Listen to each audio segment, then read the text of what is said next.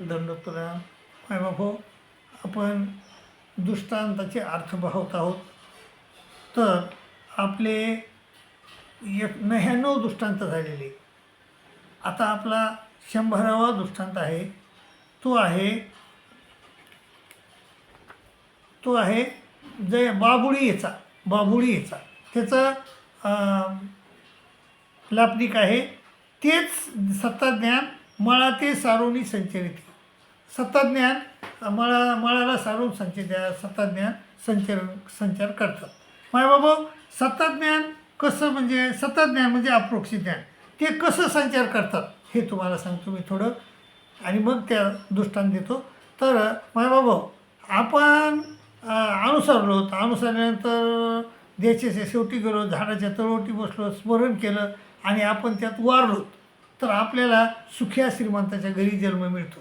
आणि तिथं 12 वर्षांना आपल्याला परमेश्वर येऊन आपल्याला समन देतात, त्याला पुनसमन म्हणतात.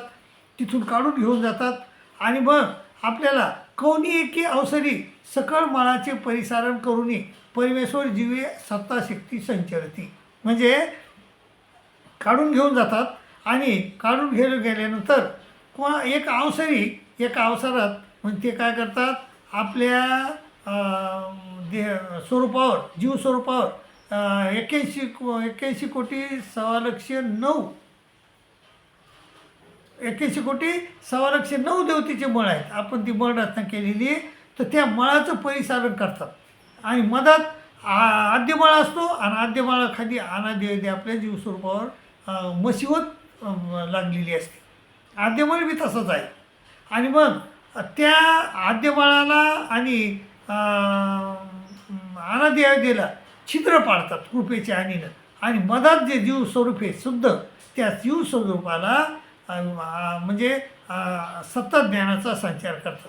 याप्रमाणे सत्ताज्ञान देतं बाबा परमेश्वर. आणि सत्ताज्ञान झालं की काय होतं, आपल्याला 4 पदार्थ जसे तसे दिसू लागतात. म्हणजे थोडे अप्रोक्ष ज्ञानात झावळे दिसतात, विशेष ज्ञानात जसे तसे क्लिअर दिसतात. आणि मग पुन्हा आपल्याला काय होतं, अनंत सृष्टीचं ज्ञान होतं, अनंत कर्माचं, कर्मशाळी उपाय जाणतं, असे अनेक बरेच म्हणजे हे होते, आपल्याला फायदा होतो त्याचा. आणि तर तेच मग श्रीकृष्ण सर्वज्ञ श्री जगदर स्वामी महाराज आपल्याला इथं सांगतात. तर तेच सत्ताज्ञान मळा ते सारोनी संचरिती, मळाला सारितात. तर कसं संचार करतात, जैसा बाबुळीचा कौनी एके तृष्यावंत वाटा जात असे. वाटानं जात होता एक तहानलेला माणूस, आणि तो पाण्यावरी थोरखंड बाबळी आली असे, आणि तो बघतो विहिरीत पाणी आहे, पण त्याच्यावर सगळी कण बाबुळी आलेली. बाबुळी परती सारतो तो. मग अशी बाबुळीला परती सारतो, उदक घे मागुती बाबुळी जसेल तशी होऊन बसती, वरी तशीच मिळे तैसे कौनी एके अवसरी, एका अवसरामध्ये सकळ मळाचे परिसारण करून परमेश्वर जीवे आपली सत्ताशक्ती संचरी. त्या मी सांगितलं त्याप्रमाणे सत्ताशक्तीचा संचार करतात, आणि मग मागवते जशाला तसे मळ जशाला तसे होऊन बसतात. असा हा दृष्टांत आहे. मग सोपा आहे माय होतो. जर ज्याला 9 प्रकरणं ज्याला उतरले ज्याच्या गळी, त्याला हा काही दृष्टांत काहीच अवघड नाही. तर दुसरा पुढचा दृष्टांत आहे डोळ्याचा. मग आत्मेनीच आत्मेय ते देखता होय. मग आपल्याला ते सत्ताज्ञान झाल्यानंतर आपल्याला 4 पदार्थ झावळे दिसतात. तर आत्मेनीच म्हणजे आत्म्याला म्हणजे आपल्याला आपण शब्दज्ञानात असल्यावर आपल्याला जीव दिसत नाही, परमेश्वर दिसत नाही आणि देवता दिसत नाही, पण प्रपंच तेवढा दिसतो. तर मग आपण सगळ्याला बघतो, पण आपण आपल्या आत्म्याला नाही बघू शकत. तर मग ज्यावेळेस आपल्या जसं मग डोळ्याला बघू शकतो, पण डोळा सगळ्याला बघू शकतो, पण डोळ्याला नाही बघू शकत.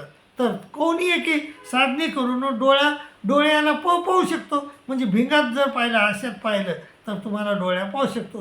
तर अप्रोक्ष ज्ञान हे आरसा आहे आपल्याला 4 पदार्थ बघण्याचा.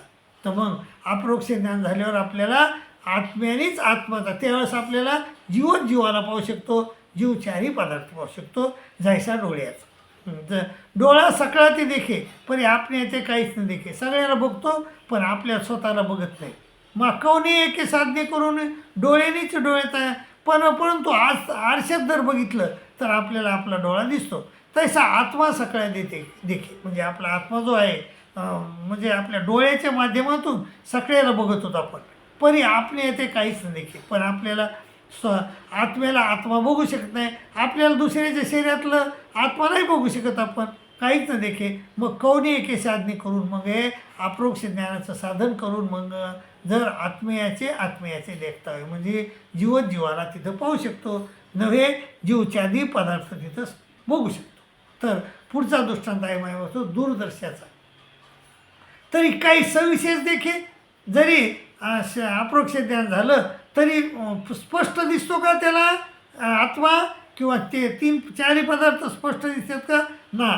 व्यवधान असे तो सत्ताची देखे म्हणजे व्यवधान आहे तोपर्यंत झावळ दिसतो जैसा दूरदर्शाचा.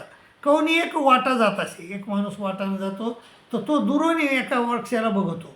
परी आमक्याचा वृक्ष ऐसा नेणे त्याला कळत नाही की हे कशाचा जो वृक्ष आहे, आंब आहे का जांभळ आहे का लिंबू आहे, काहीच कळत नाही.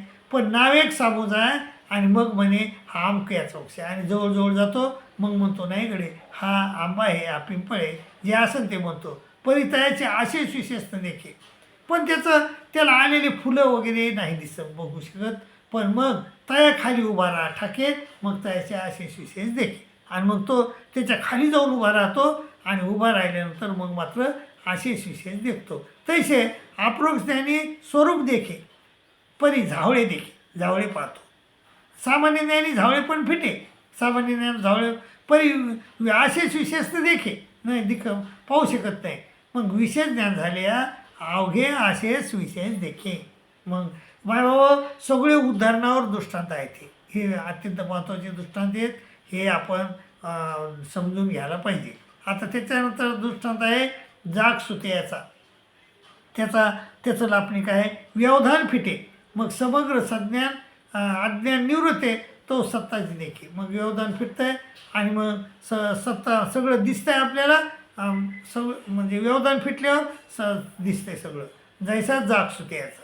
कोणी एक दिजेला जाग सुता असेल म्हणजे अर्धा जागा असतो तर ते कोणी एक उठवायला ये, तो काय पांघरला असे काय लिहिलं असे ते नेणे, तो काय पांघरला काय लिहिला हे त्याला कळत नाही. तसे व्यवधान फिटे आणि मग जर ते व्यवधान फिटे अडथळा जातो निघून मग समग्रसा आज्ञा निवडते, अज्ञानाचा अडथळा निघून जातो आणि तो सत्ताची देखे मग जशाला तसं पाहतो. मग पुढचा दृष्टांत आहे माय बाबा स्वप्नाचा. ती ज्ञानी